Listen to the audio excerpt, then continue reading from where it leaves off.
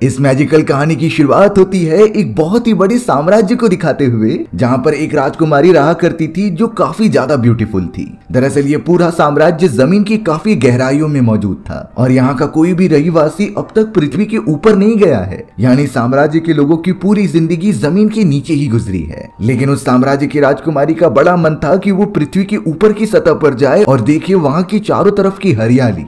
इसी तरीके से एक दिन राजकुमारी सारे पहरेदारों को धोखा देकर ऊपर की तरफ चली जाती है। उसे किसी भी हालत में नजारा देखना था कि आखिर हमारी पृथ्वी ऊपर से कैसे दिखती है। लेकिन जब राजकुमारी काफी भरी हुई रोशनी के अंदर गई तो उसकी आंखें एकदम से बेकार हो जाती हैं, क्योंकि राजकुमारी ने अपनी पूरी जिंदगी जमीन के अंदर गुजारी थी और अब इस तरीके से अचानक इतनी ज्यादा रोशनी पड़ने के कारण उसकी आंखें पूरी तरीके से खराब हो गईं और उसके बॉडी पर काफी सारा इफेक्ट भी पड़ने लगा। राजकुमारी को तो स्किन रिलेटेड बीमारी भी हो जाती है, जिसे कि वो बिल्कुल भी सहन नहीं कर पा रही थी और उसकी तुरंत ही मौत हो गई। ये सारी बातें जब राजकुमारी के फादर को पता चली तो वो पूरी तरीके से टूट चुके थे, लेकिन उनका बिलीव था कि उसकी बेटी वापस लौट कर आएगी, भले ही किसी दूसरे जन्म में, लेकिन किसी और के बॉडी में, पर मेरी बेटी आएगी। अपनी बेटी के अगले जन्म का वेट वो राजा करने लगे थे। देखते ही देखते अब कई साल बीत चुके होते हैं और अब समय चल रहा था 1950 का। हमें अब एक घोड़ा गाड़ी में ओफिलिया नाम की एक बहुत ही ब्यूटीफुल लड़की दिखाई जा रही थी। ओफिलिया तो अपनी बीमार मदर और फादर के साथ कहीं दूर जा रहे होते हैं शिफ्ट होने के लिए, लेकिन रास्ते में उन दोनों की घोड़ा गाड़ी खराब हो गई और ओफिलिया की मदर की तबीयत भी काफी बिगड़ने लगी थी। जब तक वो नॉर्मल नहीं हो जाते तब तक वो इस जगह से नहीं जा सकते थे, इसीलिए अब ओफिलिया नीचे उतरकर फॉरेस्ट को एक्सप्लोर करने लगी। ओफिलिया जैसे ही थोड़ा सा आगे बढ़ती है उसे नीचे पत्थर का टुकड़ा मिला था। इस पत्थर पर तो किसी की आंख बनी होती है, इसीलिए जब ओफिलिया आगे बढ़ रही थी तो उसे पत्थर का एक स्ट्रक्चर दिखाई देता है। उस स्ट्रक्चर की आंख के पास एक गड्ढा बना हुआ था, जिसे कि ओफिलिया जब अपने हाथ में लिए हुए उस टुकड़े को उसके अंदर डालती है तो वो पूरी तरीके से फिट हो गया, यानी कि वो पत्थर का टुकड़ा उसी स्ट्रक्चर का एक पार्ट था। अब ऐसा करते ही अचानक उस स्ट्रक्चर के मुंह के अंदर से छोटा सा इंसेक्ट बाहर निकलता है। वो इंसेक्ट तो ओफिलिया को काफी अच्छी तरीके से देख रहा था, जैसे कि वो उससे कुछ बात करना चाहता है, लेकिन अब ओफिलिया और उसकी मदर यहाँ से जाने के लिए रेडी थे, इसीलिए ओफिलिया को अपने घोड़ा गाड़ी में वापस जाना पड़ा। लेकिन वो इंसेक्ट जो कि स्ट्रक्चर में से बाहर निकला था वो भी उड़ते हुए उनका पीछा करने लगता है, यानी कि जरूर उसका ओफिलिया से कुछ संबंध है जिससे कि वो उसका पीछा कर रहा है। देखते ही देखते ओफिलिया और उसके घर वाले उस जगह पर पहुंच जाते हैं जहां वो रहने वाले थे, लेकिन ओफिलिया के पास उड़ते हुए वो इंसेक्ट भी पहुंच चुका था। वो लगातार उड़ते हुए दूसरी तरफ जाता है, जिसके पीछे पीछे अब ओफिलिया भी जा रही थी। ऐसा लग रहा था कि वो इंसेक्ट ओफिलिया को कुछ दिखाना चाहता है। ओफिलिया तो डार्क फॉरेस्ट के अंदर जाने ही वाली थी, तभी उसके सामने मर्सिडीज नाम की एक लेडी आ जाती है जो उसी के घर में काम किया करती थी। मर्सिडीज ने तो ओफिलिया को समझाया कि इसके आगे भूल भुलैया स्टार्ट होती है, जिसके अंदर फंस जाने के बाद निकलना काफी मुश्किल हो जाता था। इसीलिए मर्सिडीज ओफिलिया को गाइड करती है कि तुम इस जगह पर कभी मत आना, जिसके बाद वो ओफिलिया को लेकर घर की तरफ जाने लगी। हमें तो वो इंसेक्ट अभी भी दिखाई देता है जो कि ओफिलिया को लगातार घूरते जा रहा था। ओफिलिया की मदर और वो अपने स्टेप फादर के पास आए हुए होती है, जिसका नाम विडाल था, लेकिन विडाल ओफिलिया से बिल्कुल भी प्यार नहीं करता, क्योंकि वो उसकी बेटी नहीं होती। और तो और विडाल चाहता था कि ओफिलिया के मदर के पेट में जो उसका बच्चा है वो सिर्फ और सिर्फ लड़का ही पैदा हो। दरअसल विडाल एक सीनियर ऑफिसर होता है और वो उन ग्रुप्स को खत्म करने का काम करता था जो सरकार से बगावत करते थे। ये सिविल वॉर का समय चल रहा होता है और कई सारे ग्रुप्स बन चुके थे जो कि गवर्नमेंट बदलना चाहते हैं और उनके अगेंस्ट लड़ना चाहते हैं। लेकिन विडाल जो कि सीनियर ऑफिसर है वो अपने साथियों के साथ मिलकर ये इंश्योर करता था कि इन सारे ग्रुप्स को तुरंत ही खत्म करके गवर्नमेंट को सेफ रखा जाए, और यही उसके पूरी टीम की कोशिश रहती थी कि वो सारे ग्रुप्स को ढूंढकर खत्म कर दे। विडाल का नेचर बहुत ही ज्यादा गुस्सैल और एकदम निर्दयी होता है। इस बात का पता हमें उस मोमेंट से चल रहा था जब विडाल और उसकी टीम को दो किसान मिले होते हैं। विडाल और उसके दोस्तों को लग रहा था कि ये दोनों जासूस हैं और हम पर नजर रखने आए हैं, लेकिन वो दोनों किसान तो कहते हैं कि हम तो सिर्फ यहाँ अपनी फैमिली के लिए खरगोश पकड़ने आए थे, इसके अलावा हमें कुछ भी नहीं पता। विडाल को लगने लगा कि ये झूठ बोल रहे हैं, इसीलिए उसने तुरंत ही अपनी गन निकाली और दोनों आदमियों को शूट कर दिया। लेकिन उन दोनों को मारने के बाद उनकी बॉडी से सच में खरगोश की डेड बॉडी निकल रही थी, यानी कि वो दोनों रियलिटी में खरगोश ही पकड़ने आए थे। पर विडाल को इस बात का कोई भी अफसोस नहीं होता, लेकिन हमें उन सारे अगेंस्ट वाले ग्रुप को खत्म करके रहना है। ये सारी चीजें विडाल का एक बहुत ही डार्क साइड दिखाती हैं। अब हमें पता चलता है कि मर्सिडीज जो उनके घर में काम किया करती थी वो विडाल की टीम में काम करने वाले एक सोल्जर की बेटी होती है। दरअसल मर्सिडीज और उसका भाई विडाल के अगेंस्ट थे और उसकी सारी इंफॉर्मेशन दूसरे ग्रुप को जाकर दिया करते थे, यहाँ तक कि उनके साथ एक डॉक्टर भी शामिल था। अब हमें रात के समय ओफिलिया ही दिखाई जाती है जो कि अपनी खिड़की के किनारे लगातार देख रही थी, क्योंकि उस खिड़की के ऊपर वही छोटा सा इंसेक्ट आ चुका था जो लगातार उसका पीछा कर रहा होता है। दरअसल ओफिलिया उस छोटे से इंसेक्ट को एक परी मान रही होती है, क्योंकि उसने बचपन से ही बहुत सारे परियों की कहानी सुन रखी थी और उसका इन सारी चीजों में बहुत ज्यादा इंटरेस्ट होता है। धीरे धीरे वो इंसेक्ट ओफिलिया के काफी पास आ गया था, जिसके बाद ओफिलिया उसे किताब के अंदर एक परी की फोटो दिखाती है। देखते ही देखते उस इंसेक्ट ने अपना रूप बदल लिया और वो डायरेक्टली कन्वर्ट हो जाता है एक छोटी सी परी के अंदर। और अब वही इंसेक्ट ओफिलिया को फोर्स कर रहा था कि मेरे साथ चलो, और जैसे कि वो कुछ दिखाना चाहता है। ओफिलिया तो रात के समय ही उस इंसेक्ट के साथ वहां पर चली गई। दरअसल ये वही फॉरेस्ट होता है जिसके अंदर वो इंसेक्ट सबसे पहले ओफिलिया को लेकर जाना चाहता था। हालांकि लास्ट टाइम मर्सिडीज ने उसे रोक लिया होता है, पर अब कोई नहीं रोक पाता। ओफिलिया तो तुरंत ही उस फॉरेस्ट में जाकर जमीन में बने एक बहुत ही बड़ी सर्कल के अंदर चली जाने लगती है। उसके अंदर काफी गहराई में स्टेयर्स बने हुए थे, जिसके अंदर लगातार जाने के बाद वो एक फ्लैट सरफेस पर पहुंचती है। वहां पहुंचते ही ओफिलिया के सामने एक बहुत ही अजीब तरीके का क्रिएचर आ जाता है। ये क्रिएचर तो काफी खतरनाक दिखाई दे रहा था, जिसके बड़े बड़े सींग होते हैं, जैसे कि ये इतने सालों से कभी यहाँ से बाहर निकला ही नहीं। अब वो क्रिएचर जैसे ही ओफिलिया को देखता है तो वो कहने लगा कि आपको मुझसे डरने की कोई जरूरत नहीं है, मैं आपको कोई भी नुकसान नहीं पहुंचाऊंगा। साथ ही साथ वो ओफिलिया को अपनी राजकुमारी बुला रहा था और कहता है कि आप अंडरवर्ल्ड के राजा की बेटी राजकुमारी मोना हो, और कह रहा होता है कि आखिरकार आप आ ही गई, जिसका हम सभी को बेसब्री से इंतजार था। लेकिन ओफिलिया तो शॉक होकर कहती है कि मेरे फादर तो कोई राजा नहीं थे, मेरा नाम ओफिलिया है और मैं एक नॉर्मल फैमिली बैकग्राउंड से बिलोंग करती हूँ। पर वो क्रिएचर इस बात को अपोज करते हुए कहता है कि आप एक बहुत ही बड़े अंडरवर्ल्ड राजा की बेटी हो, और अगर आपको इस बात का भरोसा नहीं होता तो आपके कंधे पर एक चांद का निशान होगा जो सिर्फ और सिर्फ प्रिंसेस के होता है। राजा ने तो आपकी वापसी के लिए कई सारे रास्ते ओपन करके रखे हैं, जिससे कि आप अंडरवर्ल्ड की दुनिया में पहुंच सकते हो। ओफिलिया को हालांकि ज्यादा कुछ समझ में नहीं आ रहा होता है, लेकिन फिर भी वो उस क्रिएचर की बातें सुन रही थी। लेकिन साथ ही साथ उस क्रिएचर ने बताया कि तुम्हें उस दुनिया तक पहुंचने के लिए खुद को साबित करना होगा। इसके लिए राजकुमारी को 3 बहुत ही डिफिकल्ट टास्क पूरे करने होंगे। वो अजीब सा क्रिएचर अब तुरंत ही एक बुक राजकुमारी को दे देता है, जिसमें कि उसके सवाल लिखे गए हैं और उसी को फॉलो करते हुए उसे सॉल्व भी करना है। ओफिलिया जब एक्साइटमेंट के बारे में उस बुक को ओपन करती है तो उसे कुछ दिखाई नहीं दे रहा होता, क्योंकि बुक के सारे पेजेस एकदम ब्लैंक मौजूद थे।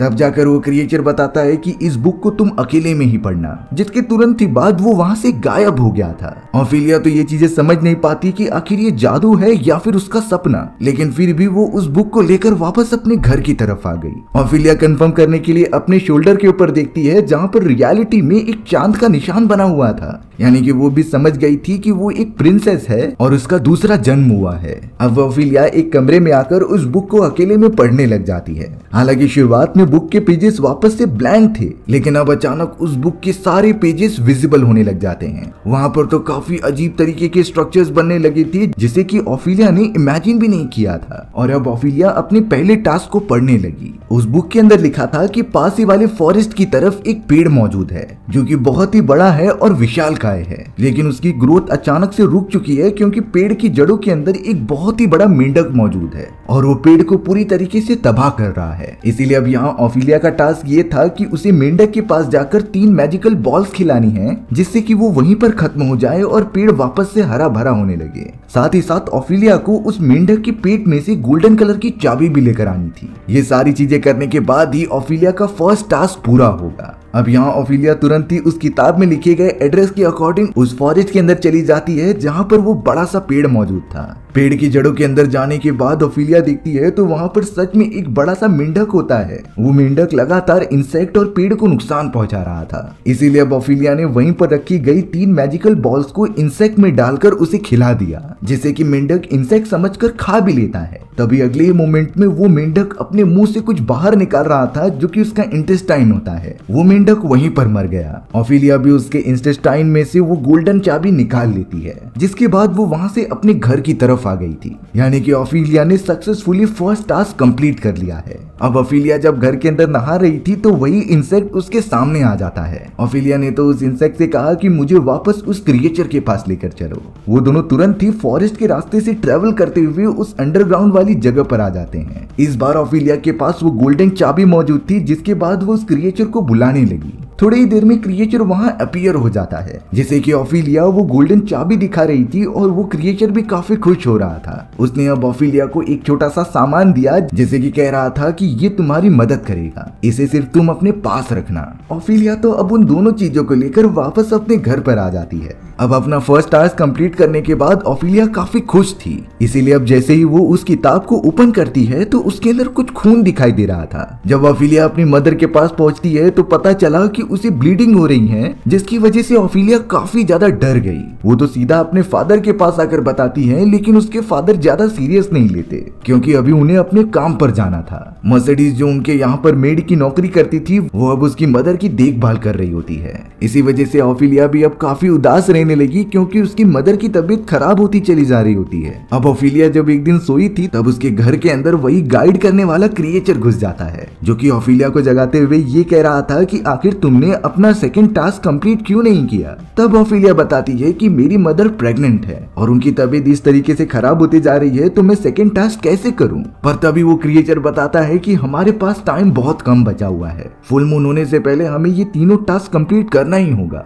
अब उस क्रिएचर ने ऑफिलिया को एक छोटी सी जड़ निकाल कर दी। वो तो ऑफिलिया को गाइड कर रहा था कि तुम्हारी मदर को ठीक करने के लिए इस जड़ को दूध के अंदर उनकी टेबल के नीचे रख देना और उसके अंदर अपने कुछ खून के ड्रॉप्स गिरा देना। थोड़ी समय के अंदर अंदर तुम्हारी मदर एकदम से ठीक हो जाएंगी। ऑफिलिया को इस बात से थोड़ा सा अच्छा लगता है कि वो क्रिएचर मेरी मदर की मदद करने की कोशिश कर रहा है, और अब वो ऑफिलिया को एकदम सीरियसली सेकंड टास्क के बारे में बता रहा था। क्रिएचर बताता है कि ये टास्क बहुत ही ज्यादा खतरनाक हो सकता है, क्योंकि यहाँ पर तुम्हें कोई इंसान नहीं बल्कि एक खतरनाक शैतान मिलेगा, जो कि तुम्हें मारने की हर मुमकिन कोशिश कर सकता था। साथ ही साथ तुम अगर सेकंड टास्क करने के लिए जाओगी तो ये जरूर याद रखना कि तुम टेबल पर रखी गई किसी भी चीज को खाना मत, क्योंकि वो शैतान वही चाहेगा कि तुम इसमें से कुछ खा लो और वो तुम्हें पकड़ ले। उस क्रिएचर ने तो ऑफिलिया को छोटी छोटी परियां भी गिफ्ट की, जो उसे रास्ता दिखाएंगी। साथ ही साथ वो उसे मशीन का एक छोटा सा डिवाइस भी देता है, जिससे कि ये पता चलेगा कि ऑफिलिया को कितने टाइम में अपना टास्क कंप्लीट करना है। अब यहाँ सारी चीजें बताने के बाद ऑफिलिया उस बुक के अंदर अपने सेकंड टास्क को देखने लगी, जिसमें कि ये बताया जा रहा था कि उस मैजिकल चौक की मदद से दीवार पर एक दरवाजे का निशान बनाओ। ऑफिलिया उसी तरीके से फॉलो करने लगी और उस मैजिकल चौक से दरवाजा बना देती है। कंप्लीट होते ही वो दरवाजा अचानक रियल हो गया और उसे ओपन करके ऑफिलिया दूसरी तरफ चली गई। ये एक बहुत ही अजीब तरीके की जगह होती है, जो कि जमीन के अंदर मौजूद थी। अब एक डेस्क पर आने के बाद ऑफिलिया टेबल पर बैठे हुए एक डेविल को देखती है, जो कि शायद वही शैतान था जिसके बारे में वो क्रिएचर उससे बात कर रहा होता है। लेकिन उस खतरनाक शैतान की दोनों आंखें एक टेबल पर रखी गई थी और वो कुछ देख भी नहीं पा रहा होता। वो एक ही जगह पर बैठा हुआ होता है, जैसे कि किसी के आदेश का वेट कर रहा हो। ऑफिलिया को अब वो छोटी छोटी तीनों परियां गाइड करती हैं एक लॉक की तरफ लेकर जाने के लिए। वहां पर तो 3 लॉक मौजूद थे, जिनमें से एक सही होता है और उस लॉक को उसी गोल्डन चाबी की मदद से खोला जा सकता था, जो कि अभी ऑफिलिया के पास होता है। वो तीनों परियां उसे गाइड कर रही थी कि कौन से लॉक को ओपन किया जाए। ऑफिलिया ने भी तुरंत ही उस चाबी को बाहर निकाला और उस लॉक को ओपन कर दिया। वहां से ऑफिलिया को एक चाकू मिलता है, जो काफी ज्यादा प्रीमियम लग रहा था। उस चाकू को ऑफिलिया अपने पास रख लेती है और अब उसका टाइम भी खत्म होने वाला था, इसीलिए उसे जल्द से जल्द वापस अपनी दुनिया में जाना होगा। लेकिन जब ऑफिलिया डेस्क पर से गुजर रही थी तो उसे बहुत सारे खाने रखे हुए दिखाई दिए। ये सारी चीजें इतनी ज्यादा डिलीशियस होती हैं कि ऑफिलिया को लगने लगा कि उसे एक बार टेस्ट करके देखना चाहिए। हालांकि वो तीनों छोटी छोटी परियां उसे रोक रही थीं, लेकिन ऑफिलिया एकदम खुद को रोक नहीं पाती और उनमें से कुछ चीज को खा लेती है। ऐसा करते ही अचानक अब वो शैतान जागने लगा था और उसने अपने डेस्क पर रखी गई दोनों आंखें हाथों पर लगा लिए, जिससे कि वो अब बड़ी आसानी से ऑफिलिया को देखकर उसके ऊपर हमला करने के लिए चला आया। लेकिन वो उससे चोट पहुंचाता उससे पहले वो तीनों परियां उस शैतान का ध्यान भटकाने लगती हैं। जिससे कि ओफिलिया की नजर तुरंत ही उसके ऊपर पड़ती है और वो डर कर दूसरी तरफ भागने लगी। पर अफसोस की बात ये हुई कि टाइम अब खत्म हो चुका था। वो मैजिकल डोर अपने आप ही बंद हो जाता है, जिसकी मदद से ओफिलिया दूसरी दुनिया में जा सकती थी। वो आंखों वाला क्रिएचर तो अब उसके पीछे आने लगा था चोट पहुंचाने के लिए। पर अच्छी बात तो ये होती है कि ओफिलिया ने अपना दिमाग यूज किया और ऊपर की तरफ वही चौक की मदद से दूसरा दरवाजा बना दिया। वो तो तुरंत ही उन परियों के साथ अपनी दुनिया में वापस आ जाती है और उस दरवाजे को ही बंद कर देती है। यानी कि इसका मतलब ये हुआ कि ओफिलिया ने बड़ी बहादुरी से सेकंड टास्क को भी कंप्लीट कर लिया है। अब यहाँ घर पर वापस आने के बाद ओफिलिया ने एक बाउल में दूध ले लिया और उसके अंदर क्रिएचर द्वारा दी गई जड़ को डाल दिया। साथ ही साथ वो उसके अंदर अपनी खून की कुछ बूंदे इंक्लूड कर देती है, जिससे कि वो सब एक अजीब तरीके के मैजिक में कन्वर्ट होने लगे और ओफिलिया उन्हें उठाकर अपनी मदर के बेड के नीचे डाल देती है। इन सारे मैजिक की वजह से ओफिलिया की मदर की तबीयत अचानक ठीक होने लगी और वो पहले की तरह एकदम नॉर्मल हो जाती है। ओफिलिया भी इस बात से बहुत ज्यादा खुश थी और वो अपनी मदर के साथ काफी अच्छा टाइम स्पेंड करती है। अब हमें यहाँ ओफिलिया के स्टेप फादर विडाल दिखाए जाते हैं, जो चाहते थे कि गवर्नमेंट के खिलाफ जो भी ग्रुप्स बना रहे हैं वो उन्हें पूरी तरीके से खत्म कर दें। इसीलिए अब उन्होंने सख्त कदम उठाने स्टार्ट कर दिए। विडाल ने तो सारी गांव वालों का मेडिकल और रिसोर्सेज एक जगह पर जमा कर लिया होता है और वो उन्हें बिल्कुल भी कुछ नहीं प्रोवाइड कर रहा था ताकि ये गांव वाले अगेंस्ट हुए लोगों के ग्रुप को खाना ना पहुंचा सके। विडाल चाहता था कि वो सारे लोग भूख के मारे वैसे ही मर जाएं, जिससे कि हमारा काम आसान हो सकता था। लेकिन अब यहाँ थोड़े ही समय बाद जब विडाल अपने सैनिकों के साथ मौजूद था तो बागी लोगों ने उनकी एक बहुत ही बड़ी ट्रेन को गिरा दिया होता है। वहाँ एक काफी बड़ा ब्लास्ट हुआ जिससे कि सारे सैनिक उस जगह पर जाने लगे थे। विडाल ने जब देखा तो उनकी ट्रेन गिरी पड़ी हुई होती है, जिसे कि उन्हीं ग्रुप्स के लोगों ने किया है। इस बात से तो विडाल को काफी गुस्सा आने लगा और वो डिसाइड कर लेता है कि वो इन लोगों को बहुत ही बुरी तरीके से मारेगा। लेकिन जब विडाल अपने सैनिकों के साथ वापस अपने गोडाउन में आता है तो ये पता चला कि अंदर रखी गई सारे मेडिकल और रिसोर्सेज गायब हो चुके हैं, जिसे कि उन्हीं ग्रुप वालों ने लूट लिया है। विडाल ये नोटिस करता है कि उस दरवाजे का लॉक अपने आप ही ओपन हुआ है और इस लॉक को सिर्फ और सिर्फ उस चाबी से ही खोला जा सकता था जो उसके पास होती है। इस बात से विडाल ये तो समझ गया था कि शायद ये काम किसी हमारे ही अंदर के आदमी का हो सकता है, यानी कि कोई तो है जो हमारे ही लोगों में से उन बागी वाले ग्रुप की मदद कर रहा है। विडाल इस बात का बहुत ही जोरों शोरों से पता लगाना चाहता था क्योंकि वो उसे भी सजा देगा। अब फॉरेस्ट के अंदर उन बागी लोगों के साथ विडाल और उसके सिपाहियों की फाइटिंग होने लग जाती है। वो तो लगातार शूट कर रहे थे और कई लोगों को मारते भी जा रहे थे, पर अब विडाल के हाथ में एक जिंदा सैनिक लग चुका था जो उस दूसरे ग्रुप से बिलोंग करता है। इसीलिए अब वो उस सिपाही को अपने पास लाकर टॉर्चर करने लगा और ये पूछता है कि आखिर तुम किसके लिए काम करते हो और तुम्हारी मदद हमारे यहाँ से कौन कौन कर रहा है। विडाल को तो अब मर्सिडीज के ऊपर पूरा शक हो गया था क्योंकि गोडाउन की चाबी उसके पास ही रहती थी और ये भी हो सकता है कि मर्सिडीज ने वो चाबियां इन्हीं ग्रुप वालों को दे दी होंगी। वो तो इसकी पूरी इन्वेस्टिगेशन कर रहा था। अब यहाँ हमें वही क्रिएचर दिखाया जाता है जो कि ओफिलिया के पास आकर ये कह रहा था कि भले ही तुमने सेकंड टास्क कंप्लीट कर लिया है लेकिन मैं तुम्हें थर्ड टास्क नहीं दे सकता क्योंकि मेरे मना करने के बावजूद तुमने वो चीजें की जिससे कि तुम्हारी जान को खतरा हो सकता था। यानी कि उस क्रिएचर ने सेकंड टास्क के अंदर ओफिलिया को पहले ही इन्फॉर्म किया था कि तुम किसी भी चीज को मत खाना, पर ओफिलिया ये बात बिल्कुल भी नहीं मानती और उसने वो चीजें खा भी ली थी और उस हमले के अंदर 3 परियों में से 2 परियां मारी गईं। इस बात से वो क्रिएचर काफी डिसअपॉइंटेड होता है और वो कह रहा था कि तुम्हें थर्ड टास्क करने की कोई जरूरत नहीं, जिसके बाद तुम इसी दुनिया में रहोगी और अंडरवर्ल्ड की दुनिया में कदम नहीं रख पाओगी। वो क्रिएचर वहां से तुरंत ही गायब हो गया। ओफिलिया को तो इन सारी चीजों से काफी बुरा भी लग रहा था। यहाँ विडाल अपने फैमिली डॉक्टर को बुलाता है और उसे उसी सिपाही को ठीक करने के लिए कहता है क्योंकि विडाल उस सिपाही को और ज्यादा टॉर्चर करना चाहता था। जब डॉक्टर जो कि उन्हीं सिपाहियों के साथ मिला हुआ था वो उस आदमी के पास पहुंचता है तो वो इस तरीके से तड़पते हुए नहीं देख सकता था। इसीलिए अब उस डॉक्टर ने जानबूझकर उस घायल सिपाही को जहर का इंजेक्शन दे दिया। लेकिन ये बातें जल्द से जल्द अब विडाल को पता चल चुकी थी कि डॉक्टर ने हमें धोखा दिया है, इसीलिए उसने डॉक्टर को तुरंत ही जान से मार दिया। विडाल तो अब अपने वाइफ और बेटी के पास आ जाता है और उनसे कंफर्म करने लगता है कि आखिरकार तुम दोनों भी मुझे धोखा दे रहे हो कि नहीं। विडाल पूरी तरीके से कमरे की छानबीन करने लगा, जिसके बाद उसे बेड के नीचे वही छोटा सा जड़ और दूध मिलता है। वो तो ओफिलिया से पूछने लगा कि आखिर ये चीजें यहाँ क्या कर रही हैं। ऑफिलिया की मदर भी उससे अब गुस्से में पूछने लगी थी कि आखिर ये चीजें मेरे बेड के नीचे क्या कर रही थी। तब जाकर ऑफिलिया उसे सारी बातें बताती हैं कि किस तरीके से आपको ठीक करने के लिए क्रिएचर ने ये सारी चीजें करने के लिए कहा था। पर अब ऑफिलिया की मदर कहती है कि तुम इन सारी चीजों पर बिलीव बिल्कुल भी मत करो, क्योंकि ये चीजें बिल्कुल रियलिटी नहीं होती। और अब ऑफिलिया की मदर उसी जड़ को निकाल कर आग में फेंक देती है, और अब दूध में मौजूद उसी जड़ को निकाल कर आग में फेंक दिया जाता है, जिससे कि अब अचानक ऑफिलिया की मदर के पेट में भी दर्द होने लगा था। देखते ही देखते अब उनकी डिलीवरी हो जाती है, जिसके बाद ऑफिलिया की मदर को एक लड़का पैदा हुआ था। पर अफसोस की बात यह होती है कि ऑफिलिया की मदर वहीं पर मर गई। उनका फ्यूनरल करके सभी लोग अपने अपने काम पर निकल जाते हैं, और यहाँ विडाल तो सिर्फ इसीलिए खुश हो रहा था क्योंकि उसका लड़का पैदा हुआ है। विडाल तो सीधा मर्सिडीज के पास आकर उससे अजीब तरीके के सवाल पूछने लगा था, क्योंकि उसे कहीं न कहीं शक होता है कि मर्सिडीज भी उन बागी लोगों के ग्रुप के साथ मिली हुई है। और अब ये सारी चीजें कहीं न कहीं मर्सिडीज को भी समझ में आ चुकी थी। उसे अपनी जान काफी खतरे में लग रही होती है, क्योंकि विडाल उसके साथ कुछ भी कर सकता था। इसीलिए मर्सिडीज सीधा ऑफिलिया के पास चली गई और उसे समझाती है कि तुम्हारे फादर हमें मारना चाहते हैं और मैं नहीं चाहती कि तुम्हें कोई चोट पहुंचे, इसीलिए वो ऑफिलिया को भी अपने साथ लेके जाने लगती है। वो दोनों तो अब लगातार फॉरेस्ट की दूसरी तरफ जा ही रहे थे, तभी अचानक विडाल अपनी पूरी सेना लेकर उस जगह पर आ जाता है। और अब तो उसे ये लगने लगा था कि मर्सिडीज के साथ साथ उसकी बेटी ऑफिलिया भी बागी लोगों का साथ दे रही है। विडाल मर्सिडीज को टॉर्चर करने लगता है और अपनी बेटी को एक कमरे में कैद कर देता है। विडाल ने मर्सिडीज को काफी ज्यादा टॉर्चर किया और उससे सारी बातें उगलवाने की कोशिश की, लेकिन मर्सिडीज किसी भी तरीके से अपने हाथों की रस्सी को काट कर वहां से भाग जाती है। उसने तो विडाल को भी घायल कर दिया और बाहर की तरफ जैसे ही गई तो अचानक सभी सिपाही उसे वापस से घेर लेते हैं। लेकिन अब चाहे कुछ भी हो जाए, मर्सिडीज वापस से कैद नहीं होना चाहती।